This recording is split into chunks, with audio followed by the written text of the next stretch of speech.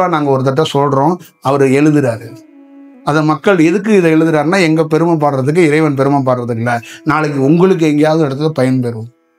இதை படிக்கும்போது எங்கேயாவது இடத்துல நீங்கள் மேம்பட்டு நீங்கள் மனிதனாக இருக்கும்போது துன்பப்படாமல் அதை கடக்கிறதுக்கு எளிதாக இது ஒரு ரூட்டாக இருக்கும், இது ஒரு மேப் பண்ணி வச்சுக்க அப்படின்னு தான் கொடுத்துட்டாரு. ஆனால் அந்த மேப்பை நம்ம எப்படி பயன்படுத்துகிறோங்கிறது உங்கள் எல்லாருக்கும் தெரியும். அதை நீங்கள் பார்த்துக்க. நாங்கள் ஒன்றும் புதுசாக இறைவனை நான் போய் காட்ட போகிறது கிடையாது, இறைவனை சொல்ல போகிறதும் கிடையாது. ஆல்ரெடி இறைவன்கிற தோற்றங்கிறது எத்தனையோ லட்சம் ஆண்டுகளுக்கு முன்னாடியிலேருந்து அந்த தோற்றம் இருக்க தான் செய்யுது, அந்த சக்தி இருக்க தான் செய்யுது. அதை நாம் எப்படி உணர்றோம், அதை எப்படி பார்க்குறோங்கிறதுல தான் இருக்கு.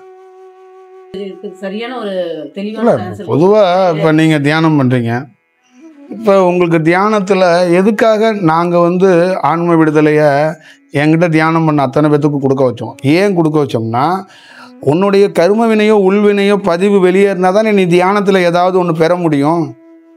அப்போ அந்த அண்ணன் பண்ணிட்டார் அப்படிங்கிறதுக்காக உன்னுடைய கர்ம வினை யார் போக்குறது? அதை யார் சரி செய்யறது?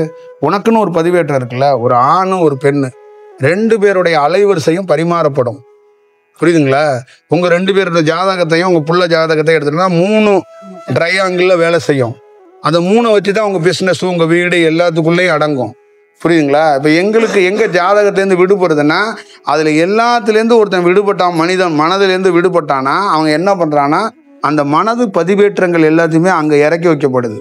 இப்போ இங்கே மனித பதிவேற்றங்கள் இல்லை, மனித உடலில் இருக்கு பதிவேற்றம் இல்லை. அப்போ ஜாதகத்திலேருந்து விடுபடுறோம்.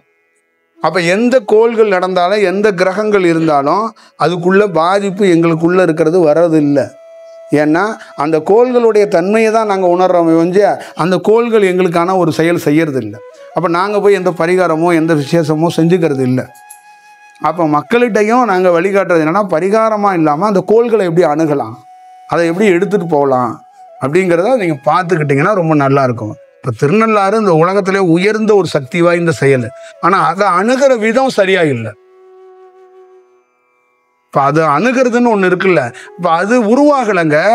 அதை ஒரு ஞானி எவனோ ஒருத்தன் தவம் பண்ணுறான்னா, இப்போ நான் தவம் பண்ணியிருக்கேன், நான் எனக்கு ஒன்று விஷயம் கிடைச்சிருக்கு, எனக்கு ஏன் கிடைக்கணும்? நீங்களே சொல்லுங்கள், எனக்கு ஏன் கிடைக்கணும்? இதில் என்ன கிடைக்க போகுது அப்படின்னா, கிடைக்காத ஒருத்தனுக்கு இதை காட்டுறதுக்கு தான் கிடைக்கிறது. இப்போ இதை வச்சு நான் என்ன பண்ண முடியும் சொல்லுங்கள்? இப்போ எனக்கு கிடச்சிருச்சு, இதை வச்சு நான் என்ன பண்ண போகிறேன்? ஒன்றுமே கிடையாது. நான் பாட்டில் சாப்பிட்டு தூங்கலாம், நடக்கலாம், நடக்க போகிற செயல்லாம் எனக்கு கொஞ்சம் தெரியலாம், அதை நானே அனுபவிச்சு நானே இருக்கலாம். இப்போ இதனால் எனக்கு என்ன அப்படின்னா, இதனால் யாருக்கு கிடைக்கலையோ, யாருக்கு எந்தெந்த இடத்துக்குள்ளே ஒரு சக்தி இருக்கோ அதை காட்டி கொடு. இப்போ திருநள்ளாறுங்கிறத எவன் கண்டுபிடிச்சான்? தமிழ்நாடு கவர்மெண்ட் கண்டுபிடிச்சி எங்கன திருநள்ளாறுங்கிறதோ, இல்லை பாண்டிச்சேரி கவர்மெண்ட் கண்டுபிடிச்சி எங்கன கோயில் கட்டுன்னு சொன்னாங்களா? இல்லை எந்த கோயிலை கவர்மெண்ட் கட்டுனுச்சு? ராஜா கட்டும்போது கூட நல்லா ஞாபகம் வச்சுக்கோங்க, அதை ஒரு ஞானி அடையாளப்படுத்தி கொடுத்தான், மார்க் பண்ண அவன். புரியுதுங்களா? அவன் மார்க் பண்ணி கொடுத்து அந்த கருவறையை கொண்டு அவன் மார்க் பண்ணி கொடுத்தான். டே, இந்த இடத்துல சக்தி இருக்குடா, கற்றா. அப்படியே அவன் தப்பு பண்ணாலும் கனவுல போய் என்ன பண்ணான், மடையா போடா, லெஃப்ட் சைட்லேருந்து 10 அடி 11வது அடியில் ஒரு சக்தி இருக்கு, அங்கே மார்க் பண்ணுறேன், அங்கே சிலையை வைடான்னா. இதே செயலை தான் இப்போ இதில் நம்ம ஈசிஆரில் நம்ம அங்கே ஒரு இடம் அதிகமாக நம்ம அந்த இடத்த பற்றி பேசியிருக்கிறோம். அங்கே ஈசிஆர் பக்கத்தில் ஒரு இடம் இருக்குது. அந்த இடத்த அந்த ராஜா கோயில் கட்டும்போது அந்த இடத்த மார்க்கை அவர் விட்டுட்டார். அந்த இடத்துக்குள்ளே கிருஷ்ண பரமாத்மாவோட உயர்ந்த சக்தி இருக்குது. அப்போ அந்த கோபுரங்கள் எல்லாமே அமைக்கப்பட்டு எல்லா செயலும் நடந்து அந்த கோயில் அவங்களால பண்ண முடியலை. ஏன்னா மார்க்கை விட்டுட்டார். அந்த உயர்ந்த செயல் கருவறை எங்கே இருக்கோ கருவறையை வாசலாக வச்சுட்டாரு. அப்போ கருவறை மேலே ஒருத்தர் நடந்து போய் சாமி கும்பிட்ற மாதிரி மார்க் பண்ணி வாசல் வச்சுட்டாங்க. நான் போகும்போது அங்கே என்ன ஆயிடுச்சுன்னா, கருவறைக்குள்ள கிருஷ்ணன் தலையில எல்லாம் நடந்து போயிட்டு இருக்கான். என்னடா ஏன்டா இந்த ஸ்ட்ரக்சர் எப்படியே நிற்கிது? படையப்பா படத்துல எல்லாம் ரஜினிகாந்த் உட்காந்து தீர்ப்பு சொல்லிட்டு இருக்காரு பாருங்க, அந்த இடம் தான் அது. ராஜகோபுரம், அது என்ன இடம் அது சொல்லுவாங்க, மகாபலிபுரத்தில் இருக்கிற அந்த செயல் அது. அப்போ அந்த செயலுக்குள்ள ஒரு உயர்ந்த சக்தி இருக்கு. அந்த சக்தி காஞ்சிபுரத்தை கனெக்ட் பண்ணுது, சீனாவை கனெக்ட் பண்ணுது. இப்போ அதுல ஒரு பெரிய சக்தி இருக்கு. அது மட்டும் இல்லாம அது பாண்டிய மன்னர்களையும் ராஜராஜ சோழன் இந்த மாதிரி இவங்க வகையறாவே அது கனெக்ட் பண்ணுது. இப்போ இதுக்குள்ள இருந்து ஒரு பெரிய செயல் இருக்கு. அப்போ அதெல்லாம் கண்டுபிடிக்காம விட்டுட்டா அது தடைப்பட்டுருது. அப்போ இந்த இடத்துல இவன் ஞானத்தோட செயல்பட மாட்டான், மடையனா இருக்கான்னு கோயிலை தடுத்து நிறுத்தி விட்டுறாங்க. அப்போ கோயில் கிட்ட போனவன் நிறைய பேர் செத்து போனான். அங்கே வேலை நடக்கும்போதும் செத்து போகுது. அவன் என்ன பண்ணுறான், பயந்துக்கிட்டு வேலையை நிறுத்தி போடுறாங்க. இப்போ சில இடங்களில் ஆதிசங்கரெல்லாம் இப்போ நீங்கள் வந்து காடுங்க, இதில் வந்து மூகாம்பிகெல்லாம் காடுங்க, இதை எவன் மார்க் பண்ணுவான்? கர்நாடகா முதலமைச்சர் வந்து மார்க் பண்ணானா, இல்லை நம்ம ஊரில் லண்டனில் பிழைக்க வந்த இந்த வெள்ளைக்காரருக்கு வந்து யாராவது மார்க் பண்ணி இந்த இடத்துக்குள்ளே இருக்குது, இந்த மூகாம்பிகையோட சக்தி தாய் இங்கே இருக்கிறான்னு மார்க் பண்ண? யார் மார்க் பண்ணா? அப்போ இது எப்படி நடக்கும் அப்படின்னா, ஒரு ஞானி அவங்கிட்ட அந்த இடத்துக்குள்ளே இருக்கிற தன்மையை உணர்றான். தியானத்தில் உணர்ந்துட்டு அவனுக்கு என்ன கிடைக்குதுன்னா, இந்த இடத்த வெளியில் கொண்டு வா. அப்போ இந்த இடத்த என்ன பண்ணுவாங்கன்னா, ஒன்றை மாதிரி யாராலையும் கிரகிக்க முடியாது. நீ என்ன பண்ணுறன்னா, ஒரு உருவத்தை வை, இல்லை ஒரு சிவலிங்கத்தை வை. இந்த இடத்த தானாக வந்து சும்மா சாமி கும்பிட்றதுன்னு வருவான். அப்போ அவனுக்கு தேவையானதை கொஞ்சமாச்சும் கிடைக்கும், அவன் வாழ்ந்துட்டாச்சும் போவான். குறைந்தபட்சம் அவன் வாழ்க்கையாச்சும் அவன் வழி நடத்திக்குவான். அங்கே வைடா அப்படின்னா, அப்போ காமாட்சி சிலையையோ அங்கே என்னென்ன வடிவத்தில் என்னென்ன செய்யணுமோ அதை வச்சா. ஆனால் அதோட நேச்சர் என்னன்னா, அது சக்தி. அந்த இடத்துக்குள்ள எப்படி ஒரு நீர் எப்படி ஒரு ஊத்து இருக்குமோ அதை மாதிரி அவன் கண்டுபிடிச்சான். ஒரு தொல்லியல் துறையில் எப்படி கண்டுபிடிப்பு நிகழ்த்தப்படுகிறதோ அந்த மாதிரி ஒரு ஞானி அந்த இடத்துலேருந்து உணர்ந்து அதை கண்டுபிடிச்சு அதை கொடுத்தான். அப்போ அதில் எவ்வளோ லட்சம் மக்கள் பயன்பட்டுக்கிட்டு எவ்வளோ லட்சம் மக்கள் வாழ்ந்துக்கிட்டு இருக்காங்கன்னு பாருங்கள். அப்போ தியானத்தில் கிடைக்க போகிற அனுபவம் ஒரு தனி மனிதனுக்கு மடம் கட்டுற, கோயில் கட்ட, சொத்துக்காக, ட்ரஸ்ட்டுக்காக கிடையாது. அது யாருக்கோ ஒரு இடத்துல தெரியாதவங்களுக்கு அதை இன்ஸ்பிரேஷனாக கொடுக்கறதுக்கோ இந்த விஷயத்தை கொடுக்கறதுக்காக தான் அது காட்டப்படுது. இல்லைன்னா அறிய முடியாத ரகசியத்தை நான் அறிஞ்சிட்டேன்னு பெருமை பேசுறதுக்காகவே அது கிடைக்கப்படுகிறது. இது இல்லையே, இதுக்குள்ள அப்படி ஒரு ரகசியமே இல்லையே. அப்ப இது எங்கேயோ ஒரு இடத்துல பிறருக்கும் அறிஞ்சுக்கிறதுக்கான வாய்ப்புகளை கொடுங்க. அதுதான் அதுக்குள்ள இருக்கிற செயல் வடிவம். அப்படிதான் ஆன்ம விடுதலை எல்லாம் நம்ம சொல்றோம். அப்ப தியானம்னு ஸ்டார்ட் பண்ணாத வரைக்கும் நம்ம தப்பிச்சிருவோம். நாம எப்படி வேணாலும் குழப்பிக்கிட்டு வாழ்ந்துருவோம். நாமளும் நம்ம வீடு வந்து அழகா இருக்கிறது முக்கியம் இல்லை, நகரம் அழகா இருக்கணும். ஏன்னா இந்த நகரமும் நீங்களும் ஒண்ணு. நகரம் குப்பையா இருந்து நீங்க அழகா இருந்தீங்கன்னா நகரத்துக்குள்ள போய் தான் காய் வாங்கிட்டு வரணும். அப்ப அந்த குப்பை உங்களை அறியாமே உங்க சுவாசத்துக்குள்ள வந்துடும். நீங்க என்ன நினைக்கிறீங்கன்னா, சுத்தமா மாப்பை போட்டு டெட்டால போட்டு என் வீடு சுத்தமா இருக்கு, நான் ரொம்ப ஆரோக்கியமா இருக்கேங்கிறீங்க. ஆனா உங்க நகரம், உங்களுக்கு தேவையான பண்டங்கள் எல்லாம் உங்க வீட்டுக்குள்ள இல்லை, உங்க நகரத்துல தான் இருக்கு. நீங்க பருப்பு உங்க வீட்டு நடுவுல நீங்க வச்சு விதைக்கல, அரிசி உங்க வீட்டுல நடுவுல இல்லை, நகரத்துல இருக்கு. அந்த நகரம் எப்படி இருக்கு, அந்த நகரத்துக்குள்ள இருக்கிற செயல்லாம் எப்படி இருக்குன்னு நீங்க பாருங்க. அப்ப நகரம் எப்படி இருக்கணுங்கிறத நீங்க தெரிஞ்சுக்கணும். அப்போ ஒரு தனி மனிதனுக்கு ஒண்ணு கிடைக்குதுன்னா அது எல்லாம் சரியாகணுங்கிறதுக்காக தான் கிடைக்கப்படுது. தனக்காகவே மட்டுமே ஒண்ணு கிடைக்கப்படுறது இல்லை. புரியுதா ஏதாவது?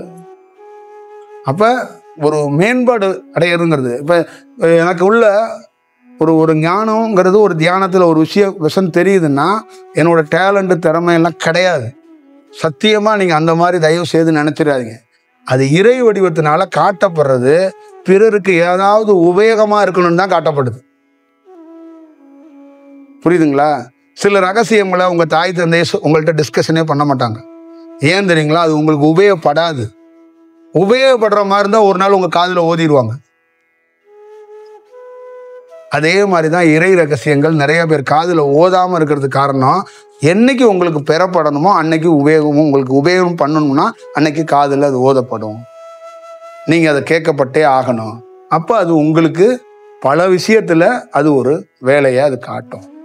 அப்போ நீங்கள் அங்கே என்ன நடந்துக்குவீங்கன்னா, நீங்கள் உங்களை நீங்களே பார்த்துக்குவீங்க. இந்த மனிதன் இறைவன் என்ன சொல்கிறான்னா, ஒருத்தர் தான் பார்த்துக்கணும், அவர் தான் பார்த்துக்கணும், அவர் இன்னொருத்தர் யாருமே பார்க்கக்கூடாதுன்ட்டான் இறைவன். இறந்து போனா 4 பேர் வேண்டான்ட்டான். நீங்க 4 பேரையும் 45 பேரை அலுவலகத்தை கூப்பிடுறீங்க. இறந்து போனா நான் வருவேன். எதுக்கு இந்த 40 பேர், இந்த 4 பேர் எதுக்கு? உங்களை வந்து இருக்கும்போதும் தொந்தரவு பண்ணாங்க, இறக்கும் போதும் வந்து தொந்தரவு பண்ணாங்க. அந்த 40 பேர் வேண்டாம், அந்த 4 பேர் வேண்டாம், நான் வர்றேன், நான் ஒரு வேலை செய்யறேங்கிறதுக்காக தான். காசி மாதிரி நகரம் நானே கொல்லி வைக்கிறேன்டா. ஏன் நான் சிவபெருமான் கொல்லி வச்சா நீ ஏத்துக்க மாட்டியா? நான் உனக்கு கடமையை செய்யறேன், நானே உனக்கு ஆன்ம விடுதலை கொடுக்குறேன். இப்ப யாரோ பெத்த தாய் தந்தை, யாரோ பெத்த பிள்ளைகளுக்கு நான் ஆன்ம விடுதலை கொடுத்துட்டு இருக்கேனே, சொல்லுங்க. இது வந்து காசு பணத்தினால இது ஒரு நிகழ்ந்துட முடியுமா? இல்லை தனி மனிதனுக்கு ஒரு சாதனை கிடைச்சிருச்சுங்கிறதுக்காக செய்ய முடியுமா? ஒன்று இருக்குல்ல. அப்போ அந்த 4 பேர் 40 பேர்லாம் தேவைப்பட மாட்டாங்க. அப்போ ஒவ்வொரு தனி மனிதனும் அவனே பார்த்துக்கிறதுக்கான வாய்ப்பு தியானத்தில் உருவாக்கப்படும் போது அவன் அங்கே என்னன்னா யாரும் தேவைப்பட மாட்டாங்க, இண்டிபெண்ட்டாக வாழ முடியும். அப்போ 40 பேர் நம்ம ஒரு கூட்டு குடும்பமாக இருந்தால் கூட எல்லாரும் செப்பரேட்டாக வாழ முடியும். அப்போ நமக்குள்ள என்ன ஆகும்? ஒருத்தர் கீழே விழுந்துட்டா கூட அதை சரி செய்ய தான் பார்க்க வந்து அழுவ மாட்டோம். இப்போ நம்ம என்ன பண்ணுவோம்? இந்த மூதேவி கண்ணில் முழிச்சோம், அதனால தான் புள்ள விழுந்துருச்சு. இந்த அவள் காலையிலே ஃபோன் பண்ணி எனக்கு ஒன்று சொன்னா, அதனால தான் பிள்ளைக்கு இப்படி ஆயிடுச்சு. அப்போவே ஜோசியக்காரர் சொன்னார் புட்டுக்கிட்டு போயிடும்னு, இதை நடந்துருச்சு. அப்போவே கோயிலுக்கு போகும்போது அங்கே குங்குமம் கீழே விழுந்துருச்சு, அதனால தான் இது நடந்துருச்சு. இந்த மாதிரி போயிடுவோம்.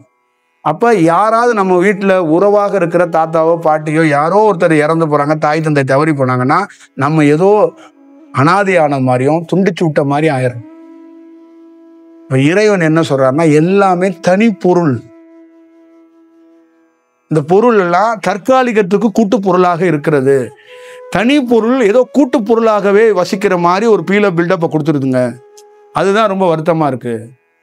அப்ப பிறப்புனா இறப்பு உண்டு. யாரு பிறந்தாலும் ஒரு நாள் இறக்கணும். அதை இறைவனே நானே இறக்குறேன்னு தான் கீதையில சொல்றாரு. நானே இறந்து போயிட்டேன் பாங்கிறாரு கிருஷ்ணன். நீ ஏன் அதை புரிஞ்சுக்க மாட்டேற? எனக்கு என்னுடைய தோற்றத்தை கலைச்சிடணும், வேறு தோற்றத்துக்கு வேற வடிவத்துக்கு மாறியணும் தான் அந்த 9 அவதாரம் எல்லாத்தையும் சொல்றதெல்லாம் அதான் காரணம். ஏன் ஒரே தோற்றத்துக்கு நிக்கலாமே? இதுக்கெல்லாம் காரணம் வந்து இதுதான். இந்த காலகட்டத்தில் ஒரு அவதாரம் எடுக்கிறோம்னா அது சக்தியாக இருந்தாலும் அதை கலைக்கப்படணும். ஆறிடுச்சா? இன்னும் கொஞ்சமா கொடுக்கலாமா அந்த டம்ளர்ல? இல்ல இத புரியுதுங்களா? அதுதான் விஷயம். இப்ப நம்ம ஊருக்குள்ள இவ்வளவு கடவுள் ஏன் இருக்கணும்? ஒவ்வொரு காலகட்டத்தில் ஒரு இறைவன் தோன்றி அந்த வேலை முடிஞ்சோன்னா அதை கலைக்கப்பட்டணும்.